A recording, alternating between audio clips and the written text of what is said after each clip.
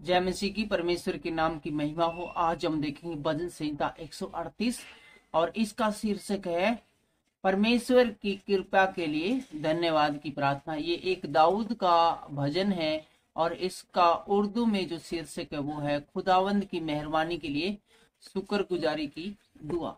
तो आइए शुरू करें भजन संहिता 138 दाऊद का भजन परमेश्वर की कृपा के लिए धन्यवाद की प्रार्थना। मैं पूरे मन से तेरा धन्यवाद करूंगा, देवताओं के सामने भी मैं तेरा धन्यवाद करूंगा। परमेश्वर के सामने जब आए तो पूरे मन के साथ आए, अधूरे मन के साथ नहीं आए।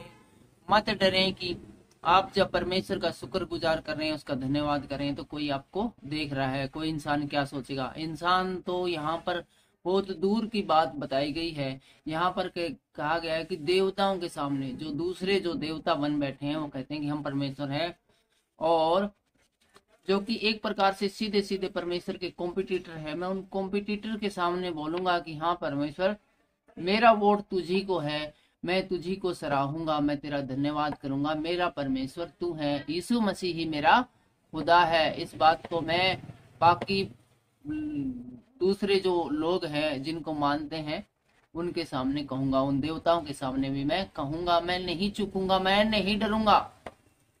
मैं तेरे पवित्र मंदिर की ओर दंडवत करूंगा और तेरी करुणा और सच्चाई के कारण तेरे नाम का धन्यवाद करूंगा, क्योंकि तूने अपने वचन को अपने बड़े नाम से अधिक दिया है। एक बार जो परमेश्वर ने बोल दिया तो फिर परमेश्वर है, उसको हर हाल में पूरा करता है। परमेश्वर का वचन कभी टलता नहीं है। और यहाँ पर यही बताया गया है कि आपकी जो दया है और आपकी जो सच्चाई है, सच्चाई मतलब एक बार कमिटमेंट कर लिया तो आप उसे पूरा करते ही हैं, और आपके बोलने मात्र से ही सब कुछ पूरा हो जाता है। आप जो इतना शक्तिशाली, इतने सच्चे, इतने दयालु है, इसलिए मैं आपका धन्यवाद करूंगा। और तीसरी आयत हमें बताती है, जिस दिन मैंने पुकारा उसी दिन तूने मेरी सुन ली। जिस दिन तूने मुझे पुकारा उसी दिन तूने मेरी सुन ली। ये एक बड़ी बात है। जब भी आप प्रार्थना करो और आपको इंस्टेंट जवाब मिलता है तो आपको बहुत अच्छा फील होता है, बहुत अच्छा लगता है। जबकि बाकी लोग हैं वो प्रार्थनाएं करते रहते हैं, करते रहते हैं, लेकिन उनकी प्रार्थना है वो होल्ड पर रख दी जाती है।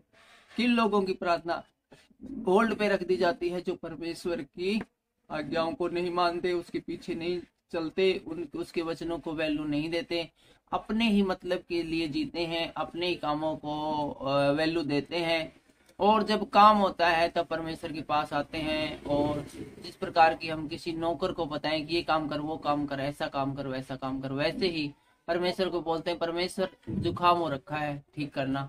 पेट में दर्द हो रहा, परमेश्वर EMI चुकानी 6000 की, परमेश्वर पैसे भिजवाना। तो ये कोई अच्छी आदत नहीं है, अच्छी बात नहीं है। कोई मजदूर है, काम के पैसे तभी तो मांगेगा ना जब वो पूरा दिन काम करेगा। आप भी परमेश्वर के लिए काम कीजिए, उसके वचनों पर चलिए, उसकी वाचा को समझिए, वो सुनिए, परमेश्वर की आवाज सुनिए, परमेश्वर आपसे क्या कहना चाहता है। उसके बाद जिस प्रकार यहाँ पर तीसरी आयत में लिखा है भजन संहिता 138 की, जिस दिन मैंने पुकारा उसी दिन तूने मेरी सुन ली।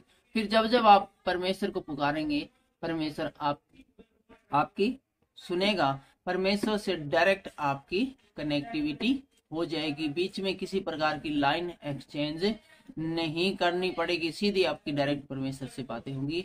और मुझे में बल देकर हियाव बंधाया।